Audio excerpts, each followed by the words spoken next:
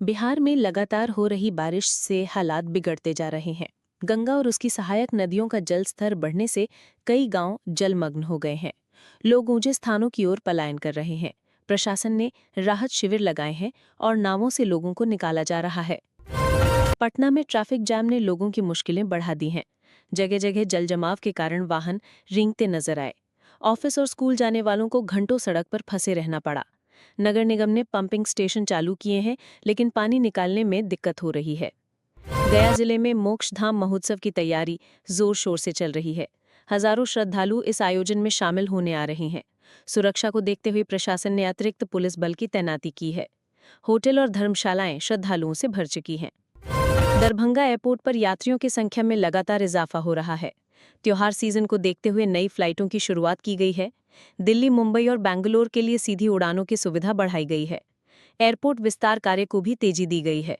भागलपुर के सिल्क उद्योग को मजबूती देने के लिए राज्य सरकार ने बड़ा पैकेज घोषित किया है। बुनकरों को वित्तीय सहायता और आधुनिक तकनीक से प्रशिक्षण दिया जाएगा। इससे रोजगार के नए अवसर पैदा होंगे। बुनकरों में इस घोषणा से उत्साह है। बक्सर जेल में सुरक्षा व्यवस्था और कड़ी कर दी गई है। हाई प्रोफाइल कैदियों पर नजर रखने के लिए सीसीटीवी कैमरों की संख्या बढ़ाई गई है। जेल परिसर में अतिरिक्त सुरक्षा बल तैनात किए गए हैं। प्रशासन ने कहा है कि किसी भी तरह की लापरवाही बर्दाश्त नहीं होगी। मोतिहारी में किसान आंदोलन तेज हो गया है। फसल बीमा राशि के भुगतान में देरी से नाराज किसानों ने सड़क जाम कर दिया। किसानों का आरोप है कि प्रशासन उनकी समस्याओं को नजरअंदाज कर रहा है। आंदोलन को देखते हुए पुलिस बल तैनात किया गया है। सीवान में बिजली संकट गहराता जा रहा है। ग्रामीण क्षेत्रों में रोजाना 10 से 12 घंटे की कटौती हो रही है। लोग गर्मी और अंधेरे से परेशान हैं।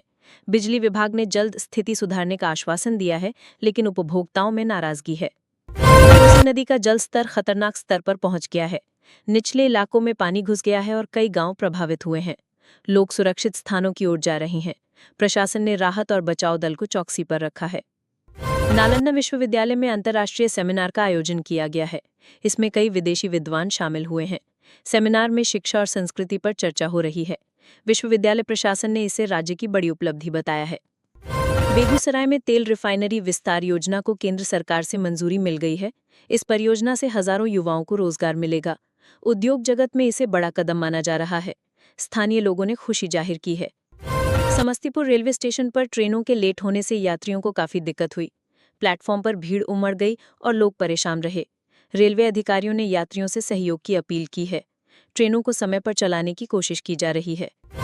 अररिया में बाढ़ प्रभावित इलाकों में राहत सामग्री का वितरण जारी है। प्रशासन ने कई नावें लगाई हैं ताकि ग्रामीणों तक सहायता पहुंच सके। लोग सरकारी मदद से कुछ हद तक राहत महसूस कर रहे हैं, लेकिन हालात अभी भी गंभीर बने हुए हैं। किशनगंज में सीमावर्ती इलाकों में सुरक्षा कड़ी कर दी गई है। बीएसएफ ने तस्करी रोकने के लिए गश्त बढ़ा दी है। ड्रोन और आधुनिक उपकरणों से निगरानी की जा रही है। स्थानीय लोग बीएसएफ के कदम का स्वागत कर रहे हैं। भोजपुर में अपराधियों ने दिन दहाड़े बैंक से लाखों की लूट की है। पुलिस मौके पर पहुंची और जांच शुरू की। अपराधियों की तलाश में छापेमारी चल रही है। घटना से इलाके में दहशत फैल गई है। रोहतास में धान की फसल में कीट प्रकोप बढ़ने से किसान परेशान हैं। खेतों में फसल झुलसने लगी है। कृषि विभाग ने दवा छिड़काव शुरू कराया है। किसानों का कहना है कि नुकसान की भरपाई की जानी चाहिए। मधुबनी में मिथिला पेंटिंग प्रदर्शनी का शुभारंभ किया गया है। प्रदर्शनी में कलाकारों की अनोखी कृतियों को जगह मिली है। देश विदेश से आए लोग इन पेंटिंग्स को देख रहे हैं। कलाकारों को सरकार की ओर से सम्मानित भी किया जा रहा है। लखीसराय में एक सड़क हादसे में 3 लोगों की मौत हो गई और कई घायल हो गए। घायलों को अस्पताल में भर्ती कराया गया है। पुलिस ने घटनास्थल पर पहुंचकर जांच शुरू की। मृतकों के परिवार में कोहराम मच गया। मुजफ्फरपुर के लीची शोध केंद्र में नई किस्म की लीची पर काम शुरू हुआ है। वैज्ञानिकों का दावा है कि ये किस्म स्वाद और उत्पादन दोनों में खास होगी। किसानों को इससे फायदा होगा। शोध केंद्र इसे जल्द लॉन्च करने की तैयारी में है। कैमूर जिले में भारी बारिश से पहाड़ी इलाकों में भूस्खलन हुआ है। यातायात प्रभावित हो गया है और कई गाड़ियां फंस गई हैं। प्रशासन ने रास्ता साफ कराने का काम शुरू कर दिया है। यात्रियों से सतर्क रहने की अपील की गई है। शेखपुरा में डाकघर घोटाले का खुलासा हुआ है। इसमें कई कर्मचारी जांच के घेरे में आ गए हैं। घोटाले में करोड़ों रुपए का गबन हुआ है। प्रशासन ने मामले की गहन जांच के आदेश दिए हैं। पश्चिम चंपारण में जंगली हाथियों का आतंक बढ़ गया है। हाथियों ने कई गांवों की फसलें बर्बाद कर दी हैं। ग्रामीण दहशत में हैं और प्रशासन से मदद की गुहार लगा रहे हैं। वन विभाग में टीम तैनात की है। वैशाली जिले में बुढ़ानाथ मंदिर मेले की तैयारी जोर शोर से चल रही है। हजारों श्रद्धालु इसमें शामिल होने की उम्मीद है। प्रशासन ने सुरक्षा व्यवस्था कड़ी कर दी है। मेले में व्यापारियों की दुकानें सजने लगी हैं। सुपौल में NH57 पर लंबा जाम लग गया। गाड़ियों की कतारें कई किलोमीटर तक फैल गईं। पुलिस ने ट्रैफिक डायवर्ट किया। यात्रियों को घंटों तक परेशानी झेलनी पड़ी। मधेपुरा में बाढ़ पीड़ितों के लिए मेडिकल कैंप लगाया गया। सैकड़ों मरीजों का इलाज किया गया। डॉक्टरों की टीम लगातार काम कर रही है। लोगों को दवाइयां मुफ्त में दी जा रही हैं।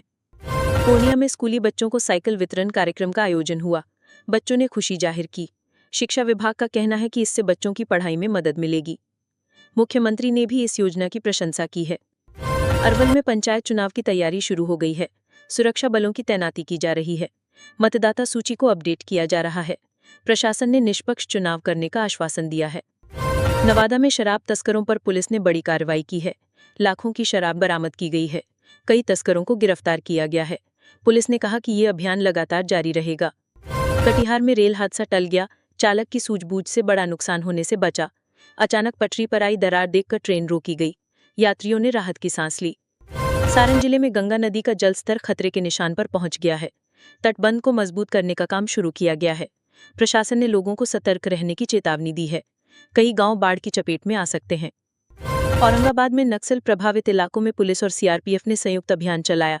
जंगल में तलाशी अभियान चलाया गया। कई संदिग्ध वस्तुएं बरामद हुई। सुरक्षा बलों ने कहा कि अभियान जारी रहेगा। बांका में दुर्गा पूजा की तैयारियां शुरू हो गई हैं। पंडालों को सजाने का काम जोरों पर है। बिजली सजावट से शहर जगमगाने लगा है। लोग त्योहार को लेकर उत्साहित हैं। खगड़िया में बाढ़ राहत सामग्री के वितरण में गड़बड़ी की शिकायतें सामने आई हैं। लोगों ने आरोप लगाया है कि उन्हें पर्याप्त मदद नहीं मिल रही है। प्रशासन ने जांच के आदेश दिए हैं। पीड़ितों ने पारदर्शिता की मांग की है। जमुई में जंगल सफारी योजना को मंजूरी मिल गई है। इससे पर्यटन को बढ़ावा मिलेगा। लोकल लोगों को रोजगार मिलेगा। सरकार ने कहा है कि ये जिला पर्यटन नक्शे पर नई पहचान बनाएगा। गोपालगंज में सड़क चौड़ीकरण का काम शुरू हो गया है। लोगों को आने जाने में राहत मिलेगी। व्यापारियों का कहना है कि इससे कारोबार बढ़ेगा। प्रशासन ने काम समय पर पूरा करने का आश्वासन दिया है। बगहा में गंडक नदी का जलस्तर लगातार बढ़ रहा है। प्रशासन ने हाई अलर्ट जारी किया है। तटबंध को मजबूत किया जा रहा है। लोग सुरक्षित स्थानों पर शिफ्ट हो रहे हैं। पटना विश्वविद्यालय में छात्र संघ चुनाव की गर्मी बढ़ गई है। पोस्टरबाजी और प्रचार तेज हो गया है। छात्र संगठनों ने अपनी रणनीति बनानी शुरू कर दी है। प्रशासन ने शांतिपूर्ण चुनाव का भरोसा दिया है। दरभंगा मेडिकल कॉलेज अस्पताल में डॉक्टरों की हड़ताल जारी है। मरीजों को परेशानी झेलनी पड़ रही है। अस्पताल में केवल इमरजेंसी सेवा चालू है। प्रशासन ने बातचीत से समाधान की कोशिश शुरू की है। गया में विश्व धरोहर बोध गया में पर्यटकों की भीड़ बढ़ गई है। होटलों में एडवांस बुकिंग हो रही है। पर्यटकों के लिए विशेष गाइड सेवा शुरू की गई है। व्यापारियों को इससे फायदा हो रहा है। मोतिहारी में गन्ना किसानों का आंदोलन तेज हो गया है। भुगतान में देरी को लेकर किसानों ने चीनी मिल का घेराव किया। प्रशासन ने बातचीत कर समाधान निकालने का आश्वासन दिया है। किसान संगठन आंदोलन जारी रखने की चेतावनी दे रहे हैं। सीवान में अपराधियों ने कारोबारी से रंगदारी मांगी है। कारोबारी ने पुलिस में शिकायत दर्ज कराई है। पुलिस ने आरोपियों की तलाश शुरू कर दी है। घटना से इलाके में दहशत है। सहरसा में राज्य स्तरीय खेलकूद प्रतियोगिता का आयोजन हुआ। स्कूली बच्चों ने बढ़ चढ़कर हिस्सा लिया। विजेताओं को सम्मानित किया गया। बच्चों में उत्साह देखा गया। नालंदा में पुलिस ने अवैध हथियार फैक्ट्री का भंडाफोड़ किया। बड़ी संख्या में हथियार बरामद किए गए। कई लोगों को गिरफ्तार किया गया है। पुलिस ने कहा है कि अपराधियों पर नकेल कसी जाएगी। भागलपुर में गंगा किनारे छठ घाटों की सफाई शुरू हो गई है। नगर निगम ने विशेष टीम लगाई है। श्रद्धालुओं ने इस कदम का स्वागत किया। छठ पूजा के लिए घाटों को सजाया भी जा रहा है। समस्तीपुर में रोजगार मेले का आयोजन किया गया। कई कंपनियों ने युवाओं को मौके दिए। बड़ी संख्या में युवक युवतियां मेले में पहुंचे। रोजगार पाने वालों में खुशी की लहर है। अररिया में लगातार बारिश से फसलें जलमग्न हो गई हैं। किसान संकट में है। कृषि विभाग ने मदद का आश्वासन दिया है। किसानों ने मुआवजे की मांग की है। भोजपुर में महिला समूहों को स्वरोजगार के लिए लोन दिया गया है। महिलाओं ने छोटे छोटे व्यवसाय शुरू किए हैं। सरकार का कहना है कि इससे महिलाओं की स्थिति मजबूत होगी। ग्रामीण विकास में महिलाओं की भूमिका बढ़ रही है। मधुबनी में रेल सेवा बहाल हो गई है। यात्रियों को राहत मिली है। लंबे समय से बंद रेल मार्ग अब चालू हो गया है। लोगों ने खुशी जाहिर की है। मुजफ्फरपुर में स्मार्ट सिटी परियोजना की रफ्तार धीमी पड़ गई है। लोग नाराज हैं। कई काम अधर में लटके हैं।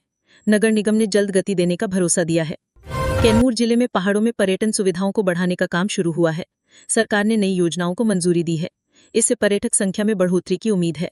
स्थानीय लोगों को भी लाभ मिलेगा।